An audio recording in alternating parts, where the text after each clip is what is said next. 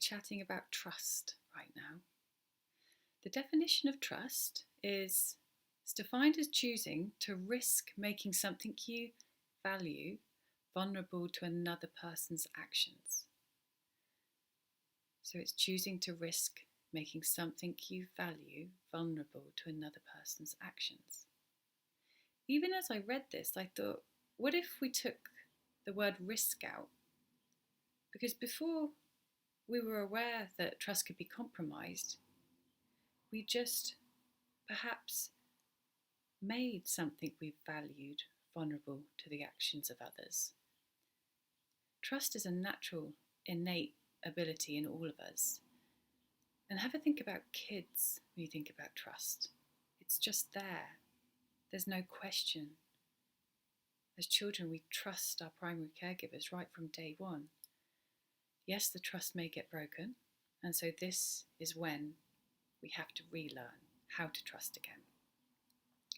And some of the research out there showed that actually trust was formed by the little things, the small actions, perhaps the cup of tea you made somebody when they weren't feeling so great, maybe the lift that somebody gave you when your car wasn't working. Any of the little things, they come together to accumulate, and these are what forms the foundations of some really beautiful, trusting friendships, relationships, connections. So whether it's trusting yourself to say the right thing, do the right thing, whether it's trusting others to be there for you, not to hurt you, whatever it is, whatever trust means for you, what is it that could be influencing where we place our trust or where we don't place our trust? So coming from a mind coaching perspective, because we have to filter out all the information that we're exposed to every second, or filter a lot of it, because we are only consciously able to process 50 bits of information per second in our conscious mind. And we are exposed to billions of pieces of information per second, but we only consciously perceive 50. So that is a massive, massive difference. So what is it that's filtering and allowing us to have these 50 bits, or choosing for us these 50 bits? We've got filters set in place. Filters called distort, delete, and generalize. We're going to focus on generalization today. So our mind will generalize information for us. It's a really great strategy to help us to learn. So let's think about an example of doors. There was a time when you learned how to open a door and go through it. And I don't know how long it took you to learn, but you learnt it. You came across another door, and again, your curiosity allowed you to gain understanding and open the door. After a couple of times, your mind then learns what's happening here, and it's able to generalize the information. So as time goes on, every single time you're faced with opening a door, you don't have to consciously think about it. Your subconscious mind has generalized the information and allows you to open every single door, even when they are slightly different. Yeah, you still may get the odd door that you're there pushing and pulling at, and all of a sudden it electronically slides out the way in front of you. It's okay. This is the way of the world that we are. The only important thing is that if you have to relearn how to open doors every time you come across one, it would take you forever to get anywhere. So can you get a sense of the value of being able to generalize learnings and generalize information? It can really help us to progress easily through life. They can also be limiting. So if we generalize negative experiences, we can then stop ourselves from experiencing something that we could perceive to be a problem, but it actually turns out to be fine. So let's just give you a really simple example. Rocking chair. Somebody sits in a rocking chair, it breaks. A couple of months later, they sit in another rocking chair. Even though they had choices of others, they like rocking chairs, they sit in this one and it breaks. All of a sudden, their mind is creating an association, a negative association. Rocking chairs lead to danger. This means in the future, when there's the opportunity to sit in a rocking chair or another one, they're going to stay away from the rocking chair. Does this make sense? So there are times when a generalization can be really limiting. And as a mind coach, when I'm in a session with somebody, I have to listen to the structure of their language to get a sense if somebody could be stuck in a generalization which is limiting their experiences. And it's words like always, never, only that are the key indicators if someone is having an issue with this specific pattern. So it's different for everybody, and not everyone's having a problem with this. But if you ever catch yourself using those words, always, never, only, just recognize the context in which they're coming up. Because it's possible you could be running a generalization and it could be limiting you. If it means you're actually having an even better time, if you're running a good generalization, keep it going. But if you're faced with a problem, let's get digging a bit.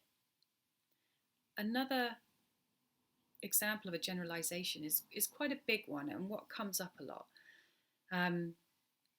So let's say there's a young chap, has a girlfriend, lovely relationship, she dumps him, he's heartbroken. Okay, so he's got pain from that experience. He gets over it, he forms another relationship, and he has a lovely time. She cheats on him, the relationship ends, and he's really hurt by it. Again, he picks himself up and he has another relationship, and this one ends, and again he's hurt. Now, because there are similarities with the experiences, his mind will begin to generalize. And there will come a point where this chap may then believe that all women cause pain. And as he goes on in life, he wonders why he reaches the age of 45 and is still on his own. Yet all he wants so desperately is to form a connection and a relationship with somebody. And yet his subconscious mind is keeping him away from women because of the learning that all women cause pain. So he's generalized. And this is when we can begin tarnishing people with the same brush, or tarnishing chairs with the same brush. So again, this isn't a problem that everyone will have, but it comes up quite frequently. All right, so trust. Why is this even important in the first place? Well, without trust, there's actually a lot of fear. And fear causes so many problems within the body. Because of the physiological responses that happen, it compromises our immune system, our thought process. It can compromise so much and lead to a lot of poor health. Without trust, we can also begin to isolate. And as we begin to isolate and continue to isolate, if we're generalizing, then actually we can become really lonely. And again, the indications of loneliness, or the symptoms of loneliness, poor health, mental health, a lot of stress. You perhaps can get your own ideas on what this can lead to. So what if you could just let go of thinking that you've got to learn to trust again? Or thinking, can I trust this person? Or can I trust myself? What if you could just let go of all of this for a moment and come back to just yourself and what's happening right now?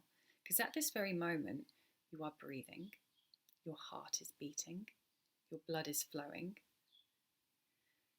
And before you consciously thought about all these processes happening, they were happening on a below conscious level.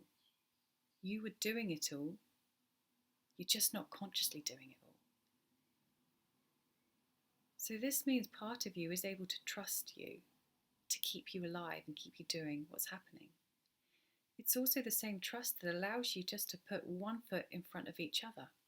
Every time you walk somewhere, you go somewhere, you are just placing one foot in front of the other and not even consciously realizing it, because quite often we're doing something completely different when we're walking around. Every time you place a step, your body is having to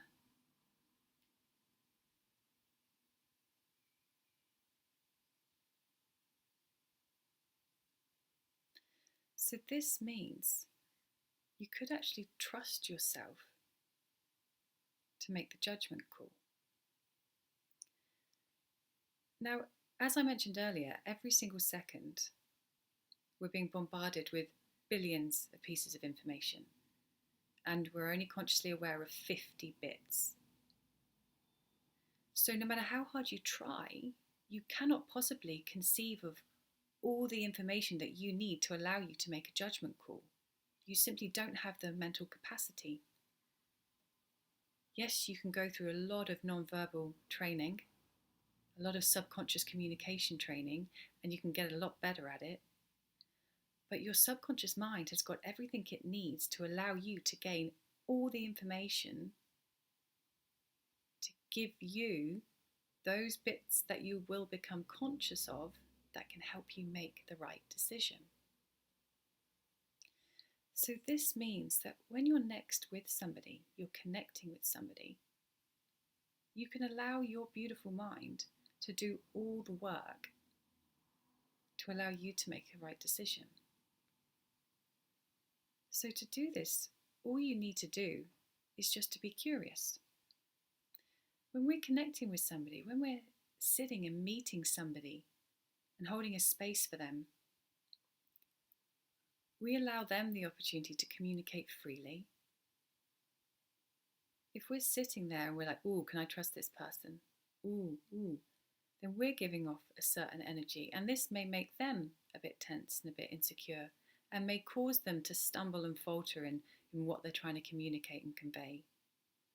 So just imagine sitting with somebody and connecting with them with a curiosity, even perhaps with a kind curiosity. Or some people find gratitude, being grateful, allows them to be present and just sit a bit more comfortably and contented.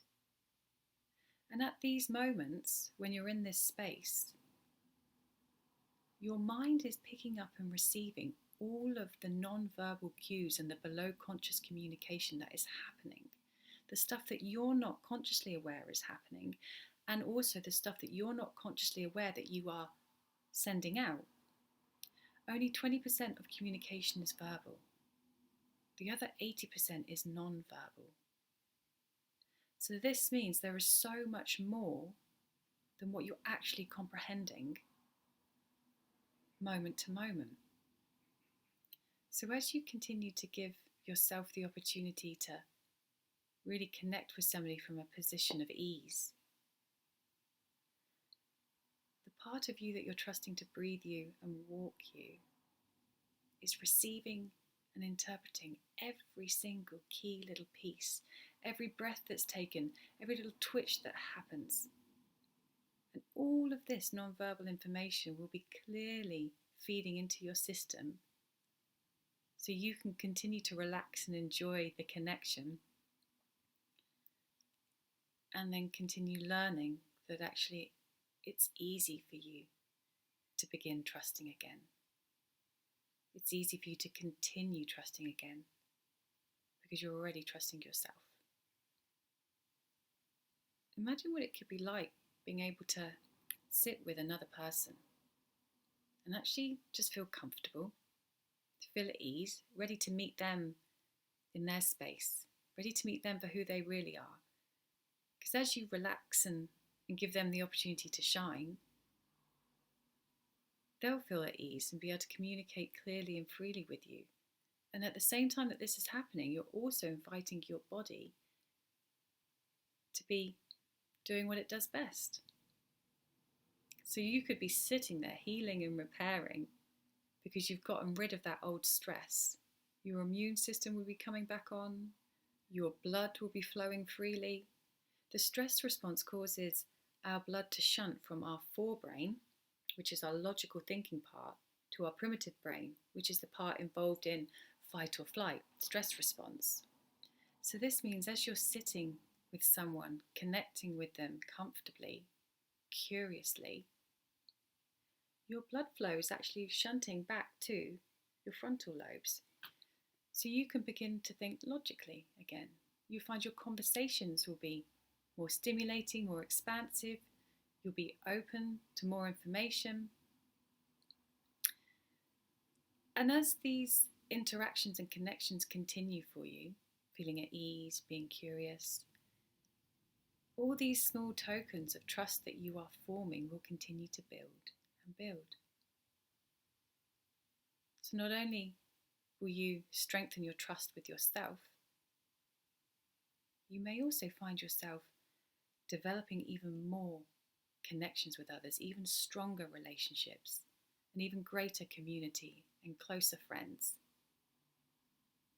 So imagine what that'd be like. You'll know if there's any areas where you're feeling not fully at ease in. And when you think about these, perhaps just get a sense, could you be generalizing?